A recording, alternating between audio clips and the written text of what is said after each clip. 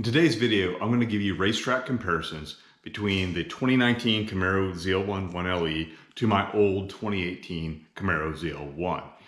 I'll be driving on the racetrack. I'm a credentialed driver with both NASA and SCCA's time trial programs. So this is a flat out full boogie driving comparison. This is not for spirited street driving, and this is probably a little beyond most track day folks. Carolina Motorsports Park is located in Kearshaw, South Carolina. It is my home track. In the old car, I had over 30 track days there, and that included 10 time trials. Now, with the Camaro ZL1 1LE, I have 5 track days and 1 time trial, and I feel like I can give y'all honest driving opinions comparing the two cars. Now, this is not a stock for stock off the showroom floor comparison. My old car was modified with 1LE aero, 1LE tires, had a DSC sport controller and a Rotify intake that made it much closer in performance to a ZL1 1LE. This car is pretty stock, has a Rotifab intake, every Camaro needs one, gyro disc, front and rear rotors, and Hawk DTC 60 front and rear brake pads. So keep that in mind as we go through this comparison.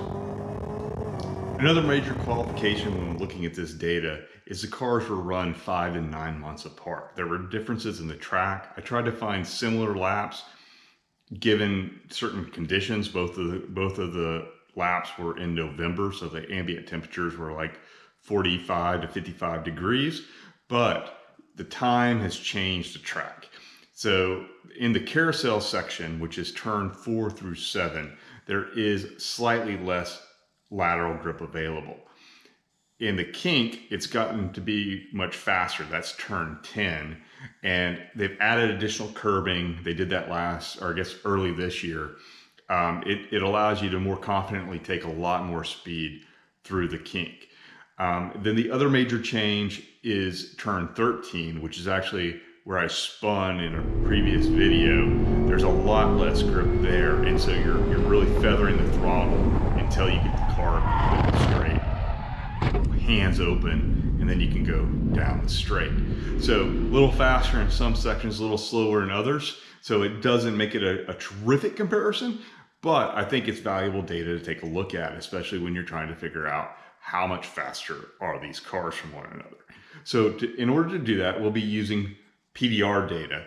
That is the Chevrolet Performance Data Recorder.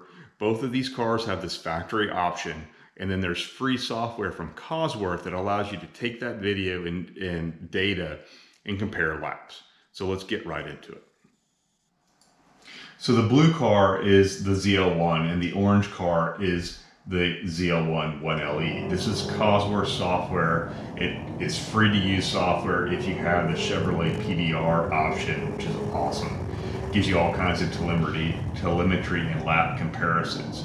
So the cars are fairly equal in the straights. The horsepower is the same between the ZL1 and the ZL1 1LE, but the ZL1 1LE is much more neutral and has much less understeer.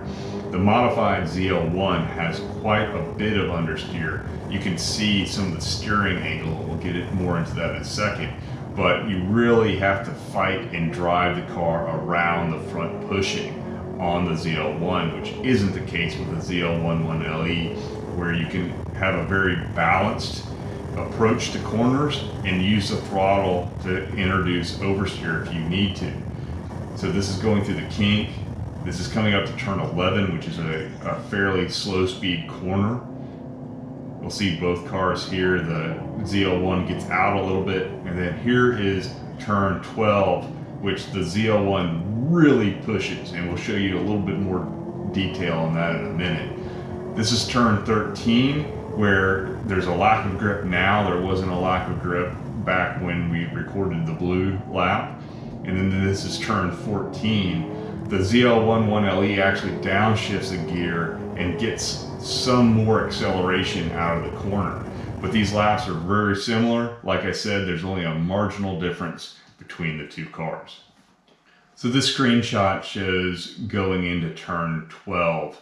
and you can see that the two yellow circles show the steering angle of the ZL1 blue versus the ZL1 1LE orange. And you can see that there's much more dramatic steering angle due to the understeer to get through this particular corner. This is a zoom in of the same corner, turn 12. You can see that there's at least 20 degrees more steering input on the ZL1 than the ZL1 1LE through the same corner at the same speed.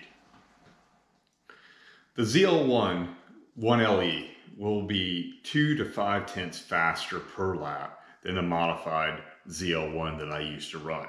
That makes a $7,500 performance pack a bargain, a good deal compared to taking a factory ZL1 and modifying it.